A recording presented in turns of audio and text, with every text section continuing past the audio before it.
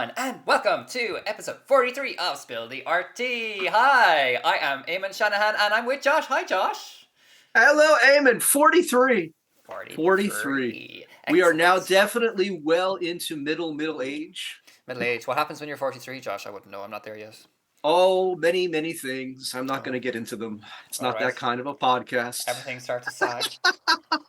Speak for yourself, my friend. Speak for yourself. There's all the Botox that one can get now. So we just stay on top of that. I see advertisements for that now. Male Botox. I'm just like, no, I'm sorry. I'm good. I'm actually 94. I believe it. Don't that look great? The skin is tight. It's like that scene from Brazil. Oh dear. We've lots of movie references coming up in today's episodes. But before we get into that, Josh, let's have a look at where we're going to this week.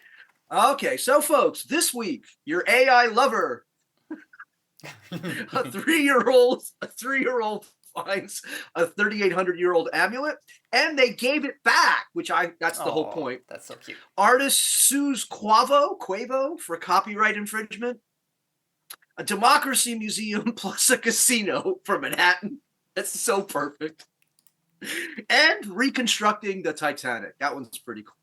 All that and a brand new guest are up next as we spill the RT. Welcome to episode 43. They said we couldn't make it, but we did. Who said that? Oh, everybody. How dare they? They did. Before we move into our wonderful guest, before we welcome her on, please, Josh, tell us what of our wonderful audiences to do. I think we want people to like, share, subscribe, send to 3 friends, send a comment, leave a comment, ask us for some swag, come on the show. Yeah. Are you a creative? Are you listening to us right now while you're working in your studio and thinking, oh, that could never be me? It can be you. Of course it can be you. We're very lovely people. We invite. We are. Yeah. Come on. We're very nice. And also, just to kind of reiterate, if you do want to come onto the show, please contact us at hello@newitcollective.com or just send us a DM on all of the social media platforms that we are on. We're everywhere.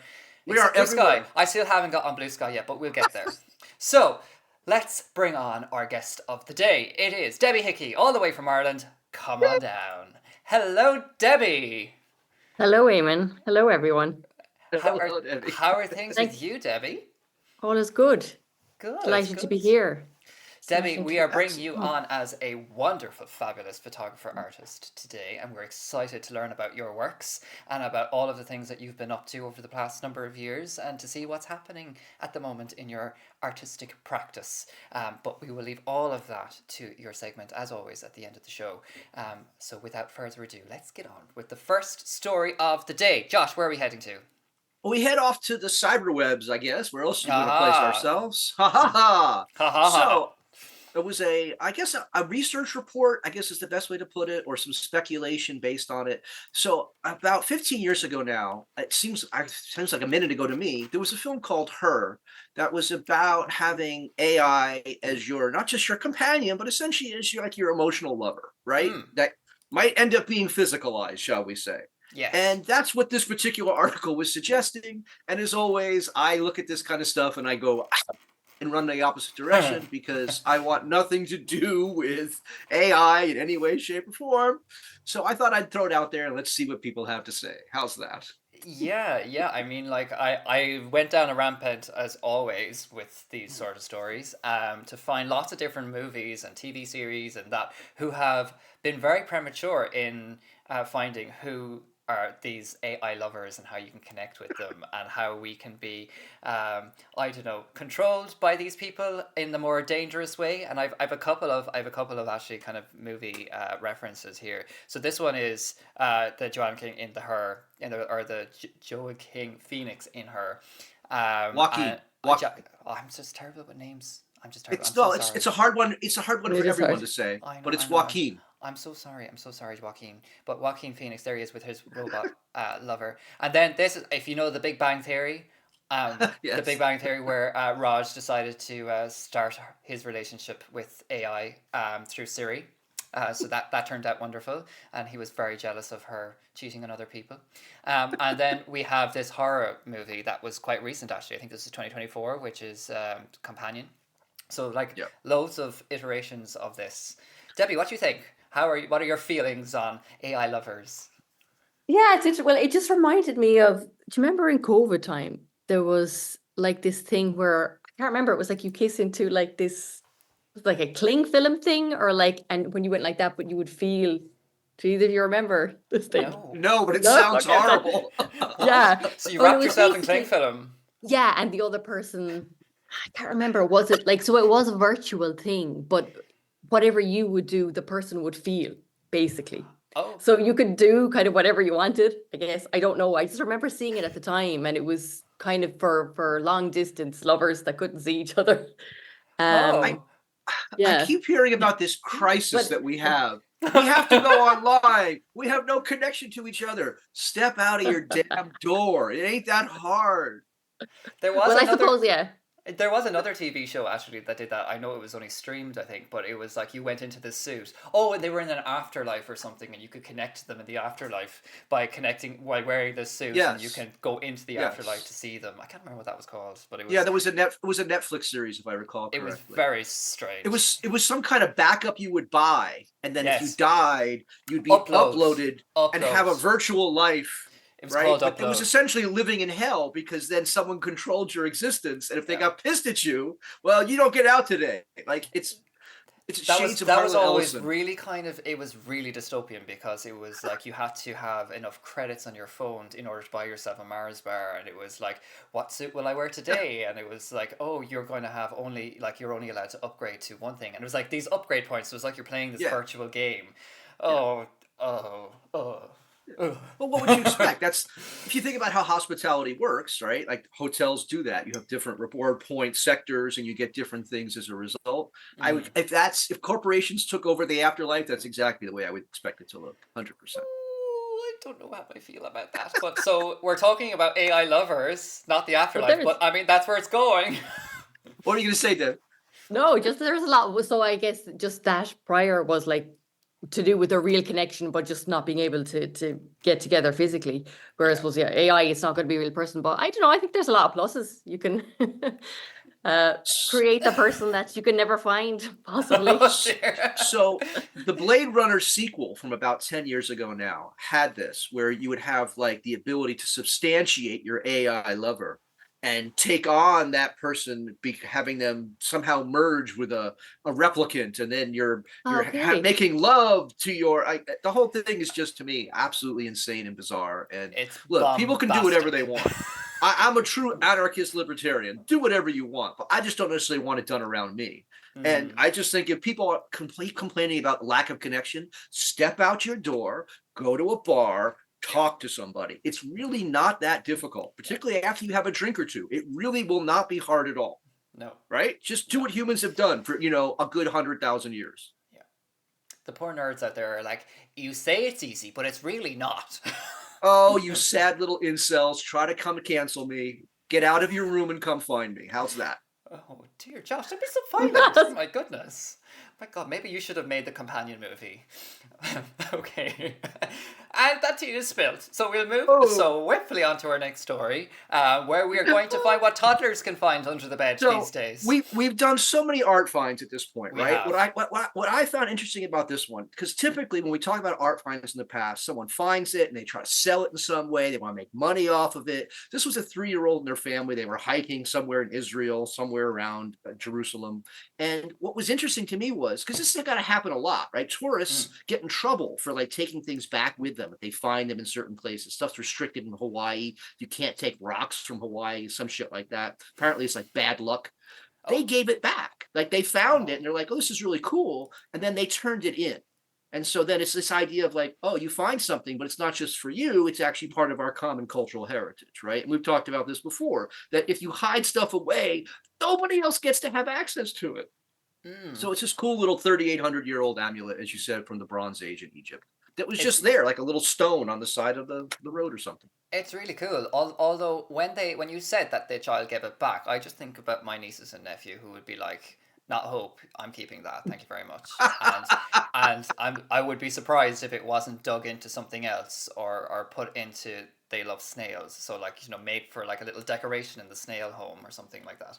Yeah, but yeah, I'm trying to figure out what actually is depicted in it. Who knows? I mean, Yeah. it could be, apparently it was an amulet. So probably it would have been painted or in color in some way at some point in the past. Like all the stuff from Greece that we think is like white plaster, it wasn't actually white plaster, it was painted because people like color, right? So Yeah. I suspect what we're looking at here is literally just the skeleton ghost of the What piece was in the left? past. Yeah. What do you think, Debbie? Yeah. Yeah, well, did the child know its significance when they found it? I think they realized it The was 3-year-old. something. Oh, okay, it was. Well, Right, it's a three. well, It's, well, I in that imagine case, yeah, it was a I very imagine- near escape. I imagine it's not a 3-year-old by him or herself, right? They were out Okay, there with their yeah. family. Look what I found, Mom! It's an ancient Egyptian Seriously. amulet. Seriously. Priceless. But you It's can like- do that. There are places around the world where this kind of stuff gets found all the time, apparently. But then people keep it, and it disappears into people's private lives, right? And then 150 years later, somebody's going through their attic, as we've covered, and they find these things. It's like this is like short-circuiting that whole process. They just turned it in. Hey, look, something cool from the past. Oh dear. Well, it's it's with the Israeli Antiquities Agency now, Yes. or authority or whatever they are. So it's in good, safe hands now. Yeah, and obviously you can go into all kinds of political different things and all that. That's not why I brought this up at all. For me, what was cool was it was an art find that someone's not trying to profit off. Because almost all of the art finds we've covered, the whole reason we know about the art find is it goes up to auction or someone gets a valuation on it in order to be able to sell it, because they're just thinking about money as opposed to common cultural heritage. They're and all what like, are we always talking how much about? could this be worth? That's exactly. It's like, Drives me crazy. this is a Renoir, taking it back to last week's episode, and it's like, oh, this is worth 350,000 or whatever it was. Yeah. Exactly. I found this. How can I profit off of it? Right. Even the Cheetozard from a couple weeks ago. Right. Someone paid $350 for that Cheetozard and then sold it for $87,000. Crazy. It's not really about the object at that point anymore, is it? It's just literally about capitalism. Bring in the money. But the whole thing's about museums and cultural preservation is if you preserve it, it makes it accessible to the rest of us. Absolutely. Well, that tea is spilt and that story is finished. So let's move into our next story now, where we're looking at some copyright issues. And actually, since looking at this article, it's made me feel even more sensitive about quoting the images and making sure that they're properly Oh, that's right. referenced. You don't want to get yourself sued or nothing, for sure. No, I don't. Good luck. No one's watching us, folks. Come on, it's not a problem. Hey, Josh. So there is plenty of 5 people watching us. Sure, you're right. We can count them with all of our fingers and toes. Nonetheless, I guess this is New York, maybe? I don't even know where you would place this. So there's this guy, this rapper named Quavo. This is not in my wheelhouse. I recognize the name, but I couldn't tell you what he plays, what music he's in, or anything. I just recognize the name as a popular person. Apparently, he did a video and like he had purchased this artwork or was gifted to him, or in some way in shape he ended up having images of this that showed up in the videos with no attribution, no claim, never asked to use them. And so the artist, the guy's name is Arsham. Daniel Arsham. Daniel Arsham is suing because look, this is violation of copyright. And Debbie, I knew we were going to have you on, so I thought this would be a good one because as a photographer, this is something you have to deal with all the time, I would imagine. Yeah, I mean, there is a lot, I suppose, like that with, well, ChatGPT. I mean, there's a huge thing now just with authors and that if you're using it in any way to like assist you, it's basically robbing all your information, when it's been printed everywhere. So there's, I mean, it's something that we really have to, it's so vast and all so new at the moment. It's hard to even trace it. Yeah. Do you usually watermark your images in some way? I used to, but then I found that they look so ugly, and I was like, if someone's going to take it, they're going to take it anyway. So we'll say if I do photographs for Getty Images, that's who I contribute to when I'm taking music photography pictures. All their website there's watermarks and all of those, but like you can still preview without it. Yeah. So from a visual point of view, I just think watermarks just look kind of ugly in things. And if somebody wants to rob something, they kind of do in the end. They'll do anyway in whatever way I don't know. they can. Yeah. Yeah. What do you think on that? Well, I just wonder, given the modern technologies of today, right, that watermarking is a very older kind of technology in terms of like physically changing something that's been done. I just wonder if there couldn't be a way to do some kind of encoding digitally that would block it from being like you can't use software. The metadata. You can't use like Adobe. You can't use Microsoft. Like there are whole software suites that unless you activate it by paying them, you ain't using it. Like no matter how you try, you ain't going to get it to work at because the ability to code to present that kind of hacking is much better than it used to be. So I just wonder, I mean, maybe people don't want to have that. Maybe they're looking to always, it's like with music, right? They want to be able to have proliferation happen. But as a creator, you live and die off of the ability to get paid by what you've made. And that's right. That's always been the problem of the digital duplication. I think as well, for me, when I take any sort of photography and if it's in a publication, I'm just so chuffed that it's in the publication but credited. You know, if you're credited on it and it just says like photo credit or photo buy or whatever, I mean, you kind of get a bit of a, I was like, oh look, I'm in this paper or whatever. And I know it gets to a point where like you have to start earning money from that, obviously as well. But it's like, yeah, I don't know. Well, the key difference in terms of fair use, at least in the United States, is are you trying to use something to make profit or are you using it as a research, right? Like we can use these images. We're not, there's no sponsorship here, right? We're not making any money on any of this. So we're legally allowed to use this, at least in the United States. But apparently because this was using these images, using the artwork in order to profit off of it, right? It's not fair use anymore. Yeah. And it gets back to that question of like, how do you incorporate someone else's artwork into your own artwork? And we've covered that. There has to be substantial changes to it. It can't just be the same thing copied over and then you're going to make money off of it. Like that, the originator of that has to get paid too. That's how it is in music, back when people used to get actually paid for their music. Right? Like if someone took it, they would keep track of all of that. And so when it got played on the radio, the artist and the original artist both got something from that. And today's world with streaming, they probably both still do, but they're like a tenth of a hundredth of yes. Yeah, I think in some ways, when you do put something that likes on Spotify or Apple Music or that, if you're doing a cover track of something, then you're kind of getting the credits or the finance goes directly to the original artist, which is kind of good that that's reading that, albeit like tiny, but it's still, at least it's doing it. And I know like we've seen it in lots of new music recently where there's like, you know, little snippets from even just the different arrangements or the kind of like some of the phrasings and some of the music is very like carbon copied and just regenerated. Well, the Rolling Stones are still getting paid because of What Their Faces use of their song for what was it, Infinite Happiness or something like that. It was, they literally took the entire song from the Stones, set it to strings, and then tried to make a new song out of it. The Stones sued them, and all money from that song goes to the Stones. Like the band gets nothing. Wow. So thank you for free money. That's that was a big one from the 90s, I believe. I mean, that was pre even streaming. It was just literally like plagiarism to an extraordinary degree. In the modern world, though, if you think about what shows up with memes and TikTok, where stuff is like you're literally invited by the software to take and reuse and incorporate. Right. And so it's just going to create bigger problems, which I think is why most of the kind of copyright has collapsed around most of it. Like it's a rare case when you see someone's trying to sue to enforce their copyright on something or their trademark, because other than big corporations, most artists can't afford to do that in the first place. Like that would, it's beyond just being happy to have something show up, right? Let's say your rights were infringed. You got the cash.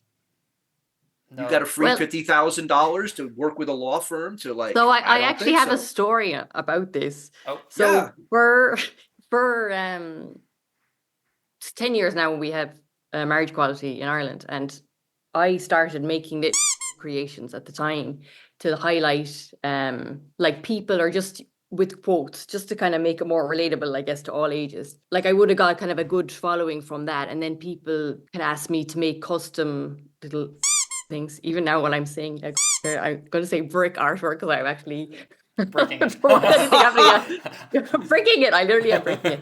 I see where this is going. Basically, I started creating Bowie and Prince, and I did all these little brick art, I'm going to say creations and I put the digital images like on my website, and I said store, right? I should have said brick store because the word is actually trademarked. Trademarked. Yeah. So I went to Cologne. This is back in 2017. I came back from a weekend in Cologne to this letter about this size, moving back into my box of pages of all my copyright infringement and how I was going to be sued for cease and desist. Yeah. So at the end of it, I don't make any brick artwork anymore because they said I could not exhibit it anywhere. And I could never sell it again. Now, they kind of came after everyone, but again, that was my lack of awareness of using words and things.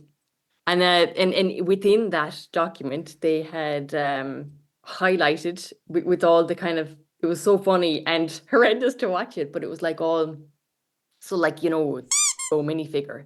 Yes. And it was pictures of it from all angles, just showing how it was like trademarked. It just looked so funny because it looked like a kid's like coloring page, but like it was from these head honchos that were going to sue me for all they had.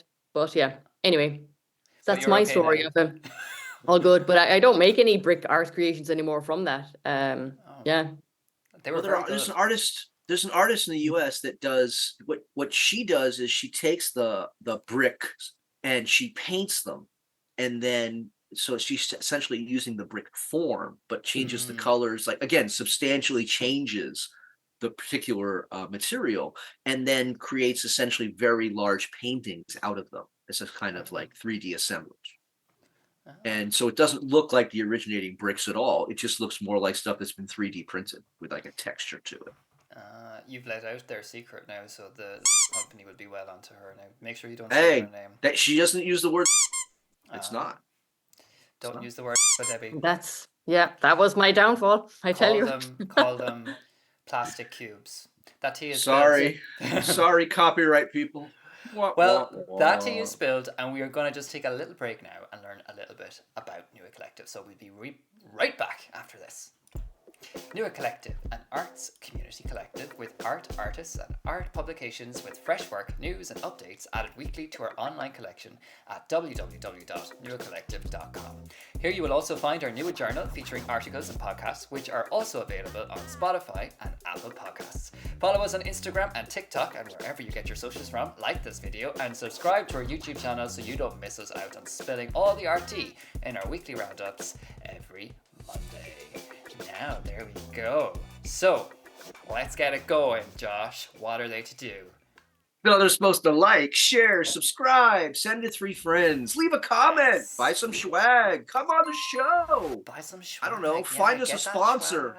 Look, find us a sponsor. Send us some money. I don't know. That's a nice. There's got to be a rich person out there listening who likes us. Come on. Come on. Rich person. I'm low. We're happy to be. We can be your tax write-off. We will be your tax write-off. We don't mind. That is a thing. That is a thing. Look it up. It is. Because I don't know anything about it, but I know that you can write off purchases of artworks as well. But donations to collectives. Donations to art collectives would be even better. If you give us a donation, we'll register as a charity so that we can pay for the registration. So, help get that rolling. Thanks very much. Oh dear. Don't forget that swag. We love the swag. Look, got some mugs, and there's a lovely pink label on. See, look, you can see the physical thing, so we're not lying. Yeah, see, it's smashing. Debbie said it's smashing. The reviews are in. So off we go. Off we go. Off we go to New York, to the spot of a former power plant. For those on the East Coast, Con Ed had a huge power plant on the east side of Manhattan, between like 38th and 41st Street. So this is like a sizable piece of property, right? And there's allowed to have a certain number of casinos in the city. So this developer has decided the best way to have the city, because you have to bid for the spot, right? So you have to put together all kinds of things. What they want to do is have this history of America in combination with a casino. Which, so if you the think history about of America is like that's their sales pitch, but they're really going to do like what was it, 240,000 square feet casino, or there's something outrageous. 295,000 square feet. That's obnoxious. A 1,250 room hotel, 500 units of affordable housing, because who doesn't want their apartment to be literally right above a casino? I mean, fantastic as far as I'm concerned. Yeah. Right?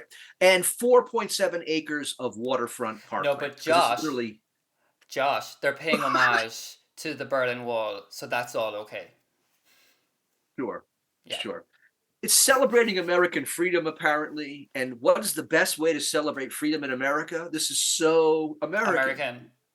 Have a casino. Have a casino run by Native Americans. That's the thing. These are licenses that get granted to Indians, Native Americans, to be able to have casinos. And so this is where they want to put it. Capitalism at its core. What do you think, Deb? I think it's a lovely pairing. Like that, it is sweet, isn't it? Well, it's very them idea, have everything. It'll bring in some new audiences. It will, definitely bring in some new people. Yeah, it's called the Museum of Freedom and Democracy. It's going to be right next to Freedom Plaza, where the UN is. So, I mean, just imagine this is our answer to the UN. That's very Trumpian now. As we pull out of the UN, we build a museum right next to it. Democracy and freedom with a casino as part of it. I love it. It'll totally overshadow it too. It'll be like, hello, we're overlooking at you. Oh God. Yeah, gambling I don't know what else to say about that. I just think that it's great that they are honoring civilization's greatest story of the Berlin Wall, and I think it's wonderful that they're offering social housing to the people who are less fortunate, that could never afford to gamble, or probably are in that place where they are at risk of gambling all of their life's worth. The way this works is when they put out a call for these kinds of proposals, right? They have certain kinds of prerequisites. To even qualify, because it's a scorecard. So to even qualify, there's a requirement to have a certain amount of affordable housing. And in New York, this is always a huge issue, right? So then it's like, how much housing do you give? And so the more that you can give, the more higher your score is. And so this is like trying to put together these different layers to attract as many different people who will like this as possible. Okay. Well, it's going to be like a $10 billion development. We're talking a lot of money. It's gazillions. It's ridiculous. It's ridiculous. Yeah. More money than I will ever see in 1,000 lifetimes. You need 100%. A whole load of Cheetosards to be able to pay for it. So it's where it's at. And maybe that toddler might lend them a few pennies as well for donating their little there you go. Little amulet. So, it's paid for by just those two pieces. Well done. Tea is spilt. And now we're going deep sea under. So this last one, let me see. Do either of you know where the Titanic is? In the sea. Yes, obviously. But where in the sea? I don't know. On the Atlantic.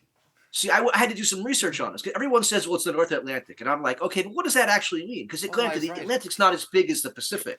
But the Atlantic's a pretty fucking big ocean. You know what I'm saying? We're getting a geography lesson, people. Geography lesson incoming. Where is the Titanic? About 300 miles from Newfoundland, off the coast of Canada, believe it or not. That's how close they got. I think most of us think about this as being like somewhere in the Arctic. The ship was out in the middle of nowhere, right? No, they were about 300 miles, which is granted, you're still going to die. It's still the ocean, whatever. But they got a lot closer than I think most of us imagine to how the Titanic actually ended up being hit. That's making me thirsty. Clearly. So they've created 740,000 images now of what it looks like. Oh, sorry, I'm cutting into your story. Apologies. So this is out in the Atlantic, right? So no one's going to go there. So what they did was they sent a bunch of autonomous rovers that go down with cameras, and they can be down there for weeks. They're robots. They just do their own thing, and they take hundreds of thousands of images, and then all that gets sutured together. This is familiar to Debbie, right? You're doing this now on like a grand scale. And what it gives you is show the images. These are some amazing, the thing about this is you don't see the scale, right? A human is tiny in a picture compared to this is the whole freaking ship. I can make the image bigger if you want. Even if you make it bigger, the sense of scale here, it's does that make it look bigger? it's like you're looking at something from Lord of the Rings, right? It's just like it's so big, it appears small as a result. Now my framing is off. I need to fix that. No, there you go. That's better, isn't it? Because I had my little tags on it, so that looks better now. Doesn't it? Very important. Perfect. For those that are listening to this, Eamon is as usual playing around with things during his broadcast just because he can. Just because I can, but also it just feels uncomfortable for me to see things that are not framed in properly. Much like what they had to do when they were taking the pictures of them so that they could get a proper 3D representation of what the image looks like under deep sea. Huh? Say that 3 times fast without a breath. I said it fast enough to begin with, didn't I? Anywho, here's the first image, and there are more. So I'm going to give you another image, yes. Which I thought was quite cool. Yeah. This is a really cool angle, and just to bear in mind, like that, like this is obviously like an overview of what the ship is. Central piece. And what's insane here is, right, it looks like something that's done through like microscopic photography where you see stuff in very stark grayscale. No, that's under the ocean. That's literally what it's looking like there. It's crazy, absolutely crazy. But one of the other cool things about this is they were able to literally capture where some of the valves are. And apparently there were engineers in the ship keeping the power on for more than an hour as the ship was dying. And they knew this because the valves are open. And the only way they could be open is if they were providing power still. And so that kept the lights on to let them launch the lifeboats and keep people alive, other than Jack, apparently. I don't know. I never saw the film. I don't care. It ain't my problem. But nonetheless, it was evidence of like how heroic these engineers were trying to keep other people alive, even as they know they were dead. And the other thing is, everyone knows about the death of the Titanic, but they don't know why, right? Why did they think it was unsinkable? So the Titanic had these separated compartments, and it was designed so as many as 4 of those compartments could be punctured. But it got hit by 7. It got 7 holes in it, and so that's why the ship died. So apparently, unsinkable means, well, not quite so much. What a revelation. I feel that, first of all, I need to make it known that it is Magellan Limited and Atlantic Productions, a UK media company that provided us with these images. Magellan for those that don't want to get sued for mispronunciation. And that one too. There is a BBC documentary of this process that is going to be released too, so that I'm giving them a nice shout out there just to make sure we're covered. But I do think that it's really, really beautiful because I suppose like even if you did go deep sea under, you'd find it difficult to see all of that imagery together under the sea because of how dark it is, you know. So it's like you're so what is far this that we're looking at? What is this? This is the portholes. This is I don't know. It looks like the windows. Yeah, they're called portholes on a ship. Oh right, okay. I just want to go back to this image here because I think this image is cool. And it gives an idea of the scale. And obviously that's not just one image, that's multiple images that are pieced together in order to create that. So I just think that's really impressive. Yeah, I mean it's a huge ship. I just wish there was some way to, it looks tiny. It doesn't look. That's it. Yeah, right? It reminds me of my brick art days of like with the macro lens. Like, is in that looks like it's something that is absolutely tiny on a footpath. Like it could be a nail. It's incredible, and that is so huge. It is mind-boggling. Yeah. Yeah. It's not macro at all. It's quite huge. Well, I thought again, because I knew you were going to be on, I thought this was a nice segue because it speaks to the power of the image, right? Yes. Like we all know about the Titanic, but being able to see it in situ and see how it has changed and to see it with these different kinds of perspectives, I just think it's incredibly fascinating to me that our minds like twist and turn as a result of what the visuals give us. It makes me want to go deep sea under myself just to witness it. I feel like now I really want to go down and see the Titanic. See, I misinterpreted what you said. I thought you were saying you wanted to deep sea dive onto yourself, and I was going to say that's kind of weird, but that's okay. I don't know how that's even possible, Josh. But anyway, look, whatever you get through your head, I don't know. It's very colorful anyway. Everybody has a hobby. I'm not here to tell you. It ain't mine, bitch. Well, speaking of photography and wonderful things and fabulous images, I think this is a nice segue into talking a little bit about Debbie. So, Debbie, why don't you give us a little bit of a background about yourself and what inspires you and where did you come from in your artistic practice and how is it nurtured?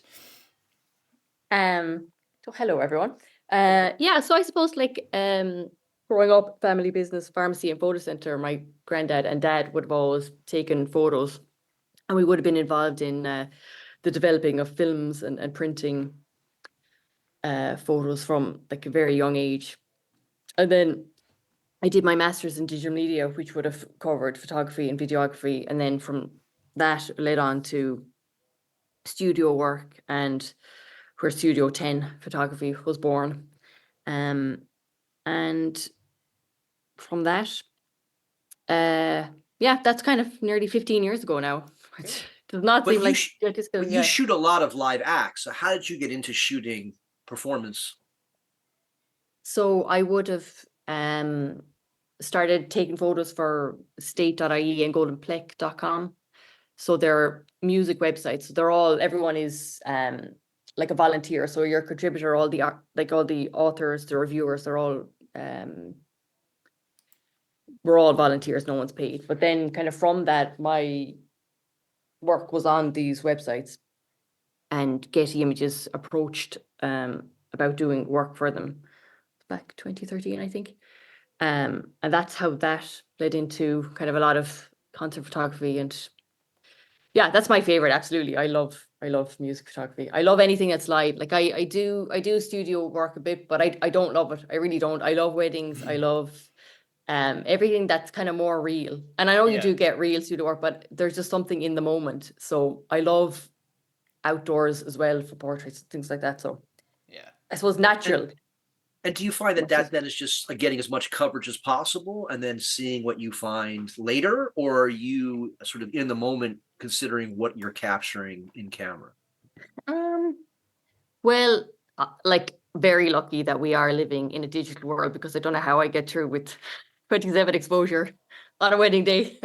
But yeah, so I mean, obviously for family and groups, things like that, you have to take multiple, because eyes are going to be closed and you need to Photoshop and you need to give a full group back. But other than that, yeah, it's just always kind of like I would be looking out for moments in that, but well, because we have some other photographs that you've taken. I'm going to show like you. There's a couple with some real live action energy to them. Yeah, definitely. And the capture of this is stunning. Do you want to tell us about this image or the different types of images that you've taken for live music events? So this is Arctic Monkeys. This is 2014 or 2015. They played the live stage, or the main stage even, of Electric Picnic. And that is Andrea Bocelli, which was actually last night, and part of the reason I haven't slept in 2 days. But anyway, absolutely super. Didn't think I'd get that. So thrilled. And he's see, like an incredible voice. And this is a great action shot. Phineas, who's channeling Kurt Cobain a lot. A few people, it's funny, messaged me, commented saying I thought it was Kurt Cobain, but he's gone very 90s grunge. But yeah, that's another kind of, I've quite got into slow shutter speed as well. I really like the effect it gives. It's kind of dreamy, and it gives another kind of dimension too. You feel the rhythm in that picture. You know, you feel the motion and the music in it. You can feel that, like it's really resonant. Cool. Oh, I'm glad. And then there's this piece here as well. And that is the Queen herself, Anastasia. That was a couple of weeks ago. Yeah, she played the Olympia. She was super. Oh, amazing. Yeah, and again, her light was very nice. Just the way the light falls down. So, do you find yourself spending more evenings out than you expect? I do. Well, yeah, I do. I love it. Yeah, it's funny. My kind of half. So, like, I could be doing photography in the day, but then, yeah, weddings are kind of, I suppose, more weekend work, and yeah, most of like music photography is all nighttime. Yeah. So it's day to night. It's great. You must have got to see some amazing gigs through that Getty gig that you have.